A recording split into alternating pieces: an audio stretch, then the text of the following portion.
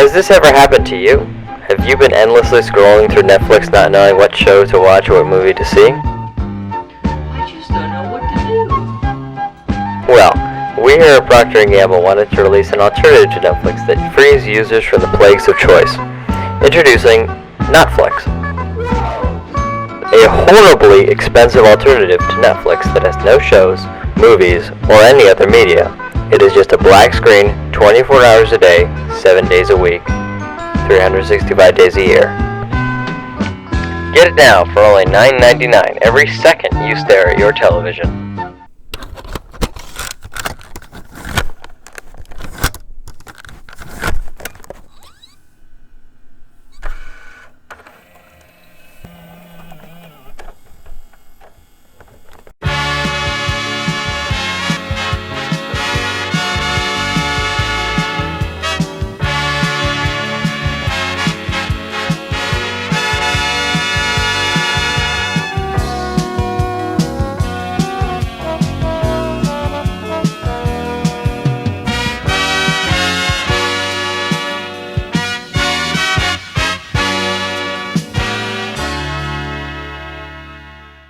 Hello there, and welcome back to Book Talks, the show about books and the people who read them.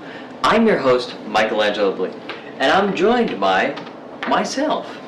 Now, I have just read an amazing classic dystopian novel, 1984, by George Orwell, and I just wanted to ask myself a couple questions about the book. Now tell me, what initially brought you to read this book? Well, I have a really big thing for dystopian fiction. As you know, I've recently read Aldous Huxley's Brave New World. It was a fantastic, another dystopian fiction. And I already knew about 1984, and so I just had to check it out. It's another one of the classics. Yeah. And what were some of your takeaways from the book? Well, I gotta say, I loved the book. It was terrific. Good plot, good character design, good setting and everything. It was really good. I think the first couple of chapters were a little long-winded and kind of difficult to understand, especially really at the start, but after things got started introduced, we learned more about the language and everything started to fall together, and it was an amazingly written story. Definitely would recommend anybody could check it out. Yes, most definitely. It was a terrific book. I've read it myself, Now, tell us more about what actually happened in this book. Some of the story, plotline, characters, Yeah, I can tell you more. So, basically what happened is we start out with this only one character, Winston Smith. Basically, he is the main character of the whole story. He's the guy who wants to rebel. He's too tired of society. And a quick background in society is basically he works in this department called the Ministry of Truth, which actually mostly creates lies. They basically are the ones who correct and, do the truth, or what we call forgery. Basically, they take documents that the party has made and crafted, and they change them so that the party is always right, and that they can basically control history. He who controls the past controls the future, and he who controls the present controls the past, is one of the biggest sayings in the story. And so he basically works in this department. He writes and rewrites statistics, stocks, things that people have said, party members, bigger people, executions, whether people exist or not.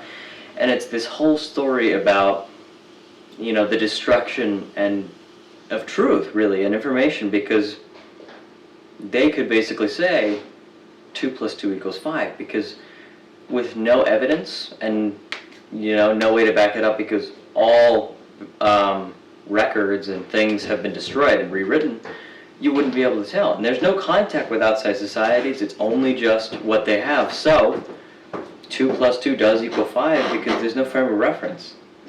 And the worst thing about the society is that all these people are in this heavy poverty and all these things, but they will never rebel because they have nothing to compare their poverty against, so it is just normal. Unless you can realize that it's not normal, then you can start to process that.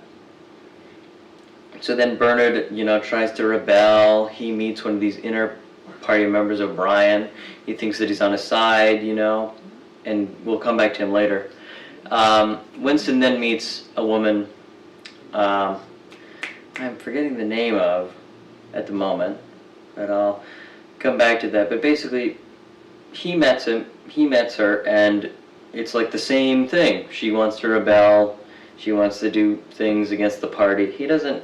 They don't perfectly agree on everything, but they agree on most things. And so they are basically doing a secret rebellion for most of the time, kind of hiding out and doing scandalous things for a majority of time in this cool apartment. Unfortunately, they can't really do much, and eventually they are found because they don't think that they are safe, or they weren't safe, and they're basically collected and sent to the Ministry of Love, which is kind of this encampment and this enclosure where people are, I guess, corrected, you could say. So the woman goes away. We don't know where she goes, and then we follow Winston Smith, around and through his own struggles, basically. And the party tries to correct him. He eventually realizes that O'Brien is not on his side, he's on the party side, and basically they put him through a bunch of this psychological torture, kind of, and psychological correcting to make him be a party member. And so the whole thing in the end is that he still dies, but he dies being loving Big Brother, which is like the idea of the party, really. He's the face of everything. And so the really interesting thing about the story is that how they can really control time in a sense that, and they can control people by controlling information.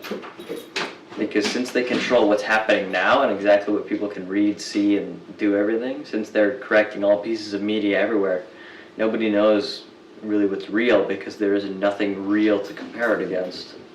You know? Even the laws of gravity or like math itself can be changed if it wants to. Because there's nothing to base it on. And so throughout the whole story it's all about this like rebelling against this rebelling against the lies with no truth. And then, you know, he dies in the end, but he dies a party member again. But that's the most really confusing thing for me, is that he dies a party member. They wanted him to die loving the party. And I think the reason for that is that if people saw him when he died, before he died, not loving the party, they would start to catch on to that, the tortures, because they knew that something was wrong. People could see him. He was released for a while, and, you know, but eventually when he came to the realization he loved the party, he died at peace. Because, you know, if people saw you not loving the party, you know, a rebellion would ensue. But yeah, that's most of the story. It's just all about controlling information, destroying it, rewriting it over and over and over for infinity, to mold minds and time and space and reason, really. That was a very interesting summary. How would you compare and contrast this book to the last dystopian fiction you read, A Brave New World by Aldous Huxley? How does it kind of match up, and how does it compare?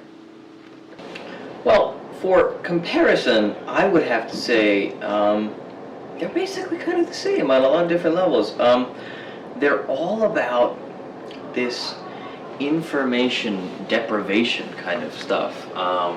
They're all about these stories about how this whole race has been manipulated mentally and or physically through certain means. Like in 1984, basically, again, the theory is the party controls all information everywhere, and they can filter it and do whatever. That's the same thing for New World. They control all the information that is released, but they don't particularly control everything that they do. And that's the thing, nobody wants to rebel because they've made the society so automatic and so infantile in Brave New World that they also wouldn't think of rebelling. And then in 1984, they don't rebel because they have given no standard and no other thing to compare with information deprivation. So really they're the same thing. I think only the big difference is just kind of like the amount. 1984 is super deep in like controlling everything and making sure they can do whatever they want. And then A Brave New World is more like a little bit more relaxed in the ways, but like pretty tight behind the scenes instead of being pretty tight everywhere. You know, because they let people do whatever they want and they can go wherever, but that's because they know, because they've trained them at birth to be doing what they want. And then at birth in A Brave New World, there's no training, so they just basically keep them locked down their whole life. So those are the really only big difference, but they're basically the two sides of the same coin. They're very similar stories, all about information control and the control of people, because I guess that's what all dystopian fictions are about. But these have a lot of really core aspects. But again, the biggest difference is that 1984 has a really big iron grip, and this really like true dystopian society. And Brave New World goes on more of a dystopia-utopia model, where it seems like a utopia because everybody's happy, nobody's having any pain, drugs are everywhere, you know, and they have more freedom, I guess you could say, and more standard of living. But there still are rebellions under the, you know, under the seams of the Republic, under everything. There are still rebellions, and most of them fail, and both of them did, you know. But yeah, there's not a lot of big differences. Yeah, that makes a lot of sense. They're very similar books.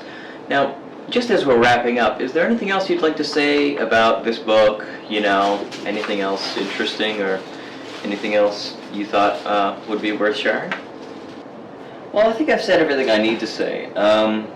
But again, I recommend anybody who's watching this definitely read the book. It's a fantastic read. It wasn't too hard.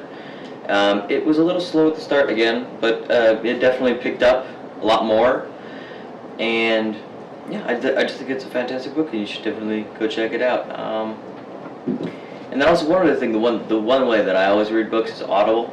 I would recommend the Audible version. I definitely work better listening to Audible. I feel like it's a lot easier to hear somebody talking to you, because I can obviously read books, but it feels so much more natural and easy for me to read Audible, so I would definitely check out the Audible version. But yeah, definitely check out the book in general. It's a fantastic classic, and check out Brave New World if you haven't read it either. It's really good, and yeah, that's all I have to say. Well, that was terrific. I've had an amazing time talking to you, and I would definitely recommend all these books to anybody.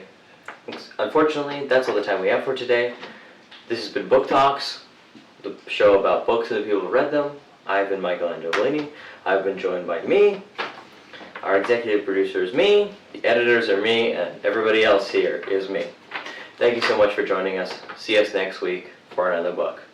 Bye-bye.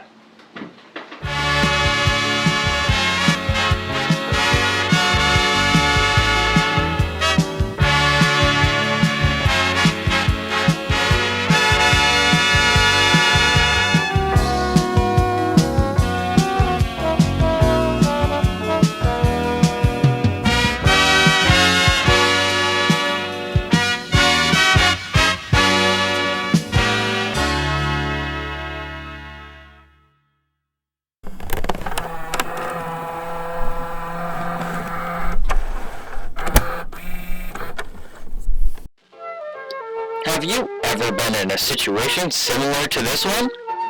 My whole kitchen is clean. I've got nothing to do. How will I cope with this unending boredom? Well, thanks to new scientific advancements in cleaning products, we have been able to engineer an unclean sponge. A sponge that can dirty up your dishes instantaneously. Let's see it in action.